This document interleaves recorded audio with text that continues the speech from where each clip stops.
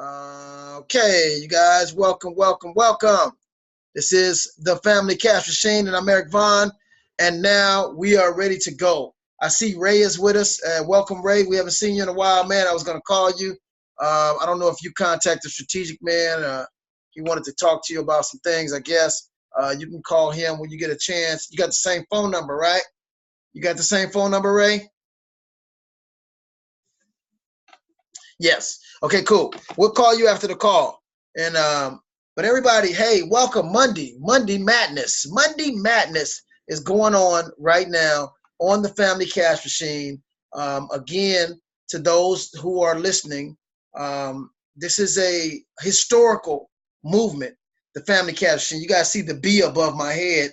That's for Bitcoin. And many people call me a lot and they say, hey, how's that Bitcoin thing going that you're doing, And they don't want to take the first shot. They want us to take the first shots to see if we hit something. And if we hit something, then everybody wants to take a shot and go hunting. But, it doesn't work that way. One thing about business, one thing about being successful and being an entrepreneur is you have to be willing to take risks. You have to be willing to take chances. I was watching a program yesterday about fashion, and it was interesting because I think Katharine Hepburn was the first woman in America really made pants fashionable. Women were not wearing pants at one time; they were just wearing skirts and dresses, and so it was almost unfavorable for a woman to wear pants. So my point is, people forget. They forget the trendsetters. They forget the people who step out of the box. They forget that things are not accepted wholeheartedly immediately. There's always change, and as change comes, it's always resistance with the change. Now, Bitcoin is the first time ever in the history of the world that a currency or a stored unit of value was created without a bank, without a financial institution, and it was created. Like gold is something that man created. Gold is something that's a natural element, and it's a rarity, and it's a limited commodity, so therefore it has value. We give it value because of its substance. But this is the first time ever in the history of the world that man has been able to create a technological digital store of value that can be transferred on the internet, and it is comparable to money. It's not money, but it has so many other functionalities other than just being used as a money. It can be used to store data, to transfer data. It can be used to actually tokenize assets. Wow. And I think David Bowie was the first one back in the 80s to tokenize his music. He actually made tokens for the rights of his music, and he put those tokens on Wall Street, and he made, so much money. I think it was something like $70-80 million or something he made off of tokenizing his music. And it was a different concept. So now we have the ability to tokenize any asset without going through the SEC. See, he went through the SEC. He had to be regulated. He also had to be taxed. He also had to be licensed. We have the ability now, independently around the world, anyone, whether they're in the bush in Africa or whether they're in the rural area in India, they can be in Bombay, which is one of the poorest countries in the world. They can be anywhere in the world now and create value for themselves without the permission of governments, without the permission of a bank, without restrictions or regulations. It is a really interesting time to be living in, but so many people are afraid of change. So many people are hesitant. So many people are waiting for us to fail. So many people are sitting back and they're watching me with a negative eye because all they have is the history of the monetary system as it's been going to judge on, when this thing here has nothing to do with the monetary system that they come from or they learned about. This thing here is recreating the monetary system. This thing here is recreating the whole aspect and definition of money. wow, it's actually adding to the definition of money, because one of the things that money has in its definition is portable. Why is portable or portability one of the definitions of money? Because it has to be transferred. It has to have an ability to transfer easily. So gold is something that's portable. You know, you can put it in your pocket, you can put it on your horse, you can ride it and take it to wherever it needs to go. So that's what made gold money. But a house is not money, not considered money. Although there are people who can extract value out of their house, house is not considered money. When you look the definition of money up, you won't see a house, okay? You'll see currencies. Currencies are I'm not going to say a form of money, but they're a form of exchange. They're something, they're a thing that governments created to make transferring value easier. But this is where the trick came in, because money was supposed to be backed by gold, which is real value, sound value, something that stores value. And then at some point they took it off of that, and then they just give you currency. And this is where the trick began. So now we're living in a day where we have this yellow vest protest that's becoming very, very, very prevalent around the world. And I've shared a few videos with you guys about it. And it's all over the internet now. It is a very interesting movement. I was watching this one movement in Poland. The white supremacy is emerging in Poland. And in fact, a year ago, they took over the government, and they have now violated so many different UN sanctions. The UN has now pronounced chapter, I think it's Article 7 or something against them, which is basically they want to put sanctions against Poland. Hungary is back in Poland. It's getting real ugly out there. And you have this yellow vest protests in France, in Israel, now it's in Portugal, and they're saying that they want better wages. They want the minimum wage to go up. They don't like the fact that, I call him macaroni, but Macron, he went up on the taxes on the people in France. He went up on taxes and gas taxes and stuff like that. And it just so many other things that they have protested about. And it's the same thing here in America. You know, it's like so many things is happening. Cost of living is going up, rent is going up everywhere. And taxes are incredibly expensive, and it's costing a person 3 or 4 jobs now in a household to survive, and people are starting to feel the crunch. Okay, now with this whole Donald Trump trade war, 27% tax on the things that we use every day, it's not going to affect China. China is going to swallow that 27% tax. They're going to increase their computers, their electronic devices that we need so much, the phones that we buy, the TVs that we buy, all the electronics, the computers, the computer games. They're going to go up 40%, and they're going to hand that down to the consumers. So all of this stuff is coming to a head now. So protests is prevalent around the world. Dissatisfaction is prevalent around the world, and they're all complaining about the symptoms. But nobody's really complaining about the cause, because they don't understand the cause. Most of us around the world are not taught the real cause, but we're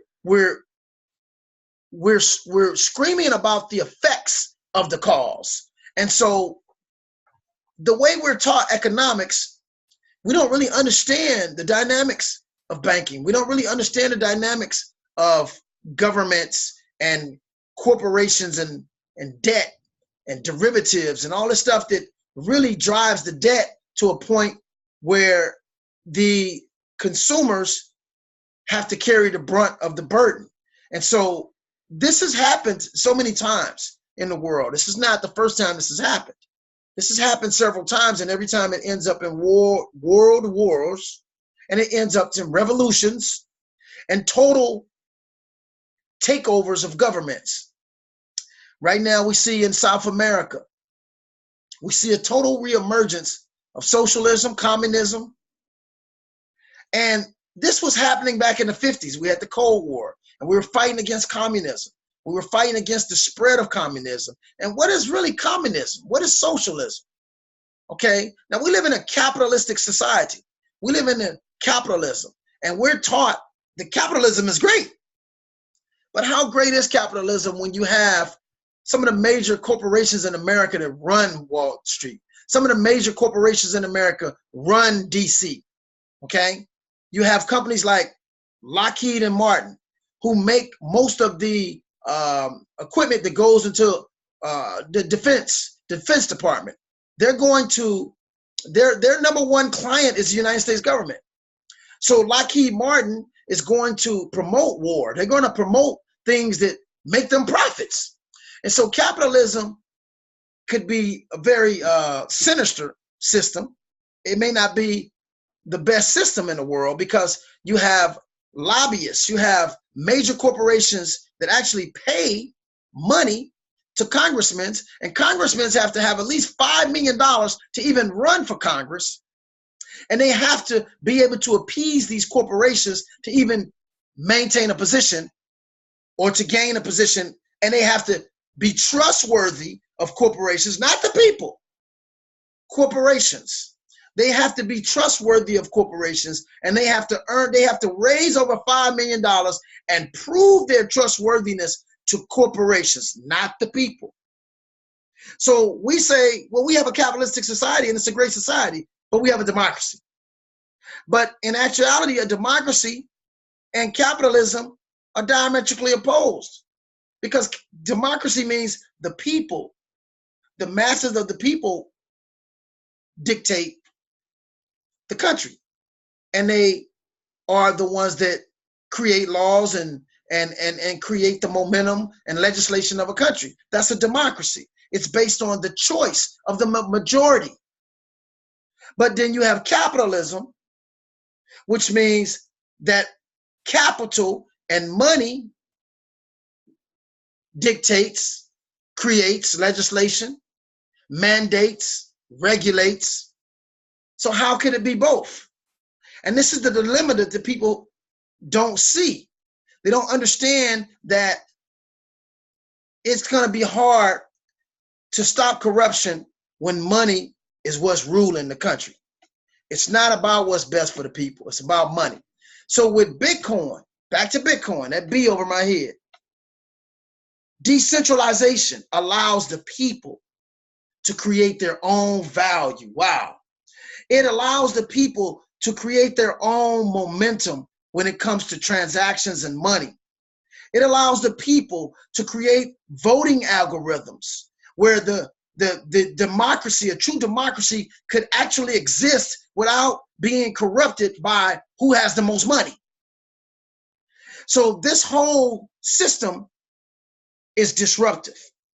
It's very disruptive as to what's going on in the world. But what's going on in the world, from my vantage point, needs to be disrupted, because we're heading on a course that is going to take a lot of people into poverty, into starvation, and probably war.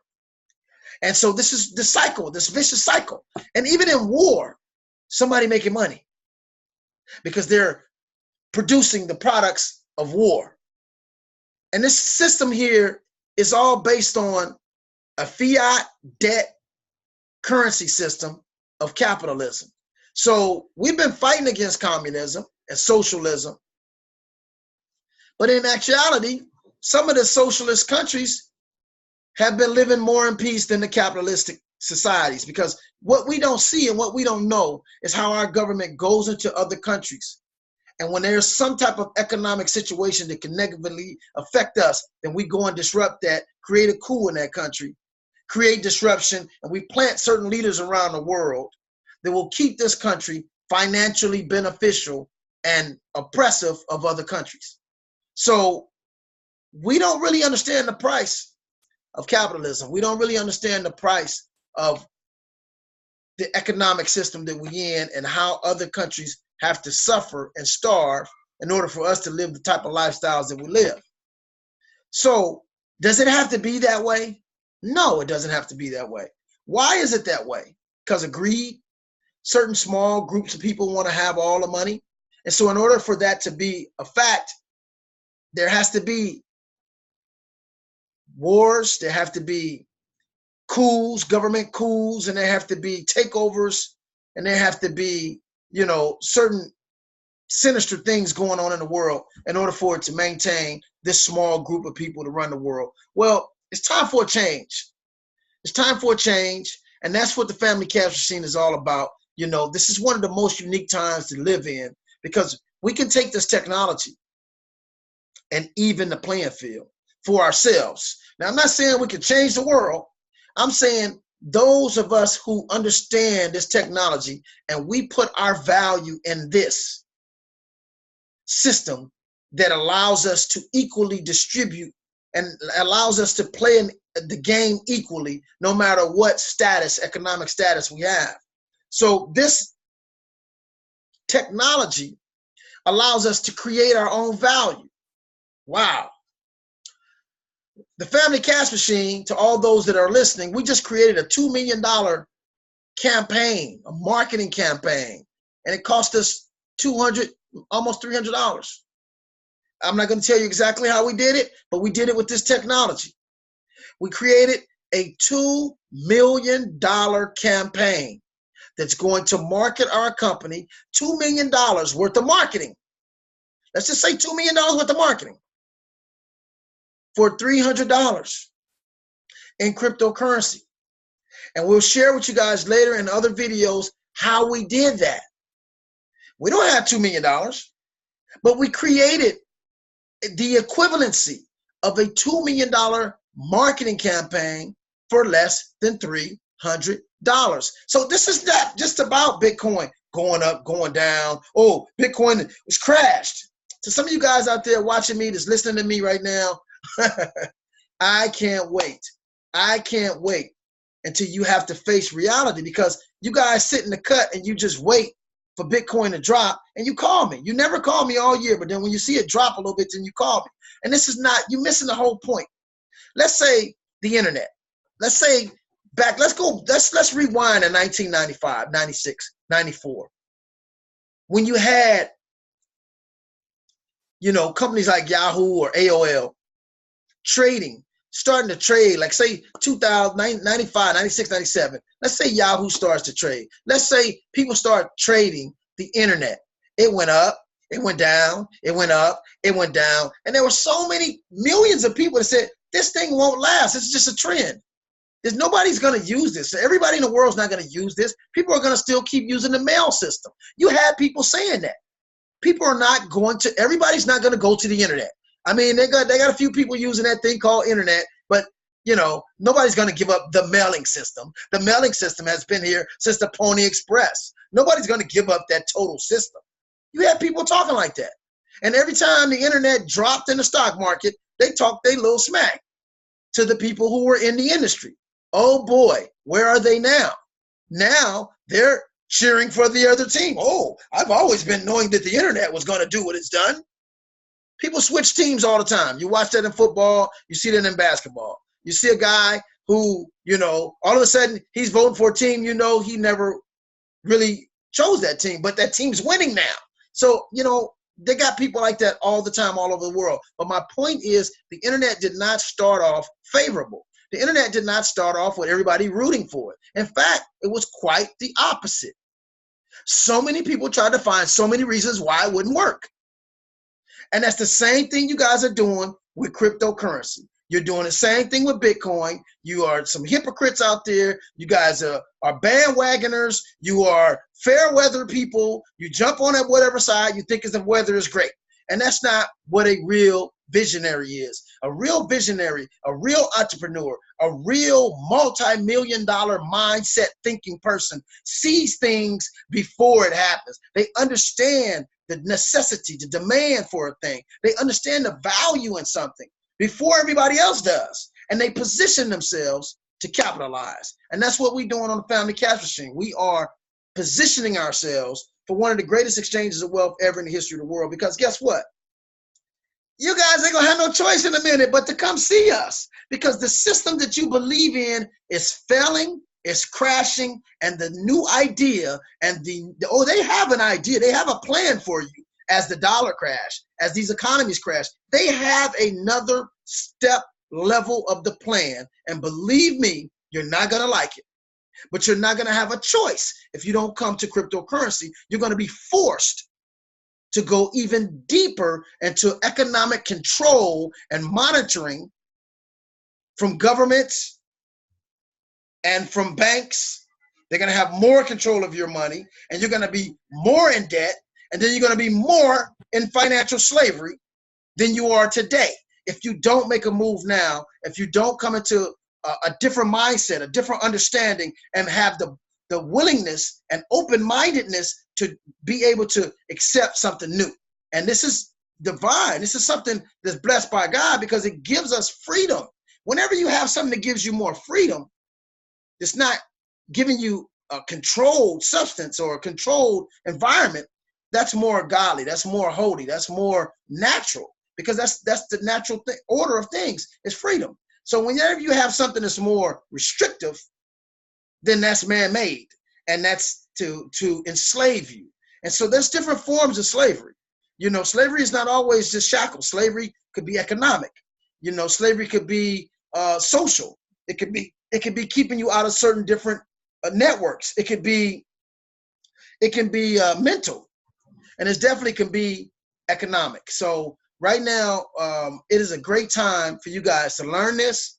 You still have a few years probably before this whole thing just blow up in your face, and you're not going to have a choice then. So this is the time to make the adjustment. The writing is on the wall. I know you guys see something's wrong out here. Something's wrong. Something's wrong in the economy. You watch the stock market. Even the people that trade stocks don't know what it's going to do today, tomorrow. I mean, your charts are off. Your graphs are off. Your indicators are off. Nothing's doing what it's supposed to do. Okay? So the Family Cash-Sheen is here to train you guys and teach you guys how to come out of the money matrix. Not just come out of the money matrix, but how to position yourself and your family to make so much money in this industry. It's not even funny, because as this thing is crashing, it's just going to make us look smarter and smarter. As the economy goes worse and worse, it's going to make people listen more and more to what we're talking about. Okay? So the economy is working against you, but it's actually working in our favor. The economy is working in our favor. Those that are standing on a different economic system, those that are understanding economics differently, those that are introducing to the world a total different economic system that can be validated and verified by everyone, and something, a value that is created by all of us and not just one government or one country by manipulating oil or whatever it is they're manipulating. This value is just created by buying and selling and trade and usability, which is true market value. So this is what it's about. This is what we're doing. And we want to open this up for more people to come in. We're starting to pick up a lot of momentum. We're starting to create a lot of interest. There's a lot of people starting to want to know more about what we're doing. We're getting ready to take the show on the road. We're getting ready to start going out speaking to more people and going to different countries. This thing is turning up, and I want to take as many people as we can with us, because you don't have a lot of options. You're not going to have any other options but whatever it is that they're going to introduce to you, which is going to be more slavery, more economic restrictions, more economic oppression, and more economic control, and more monitoring and surveillance of your transactions, and more taxes. That's what you have to look forward to. If you don't follow us, it's going to be to your detriment. And so with that, I'm going to go ahead and sign off, and I'm going to hoping that you guys have a great week. We're not going to talk too much today. I got a lot of work to still do here. And go to the Family Cash-Sheen, like this video, subscribe to our channel, go take the free courses right now.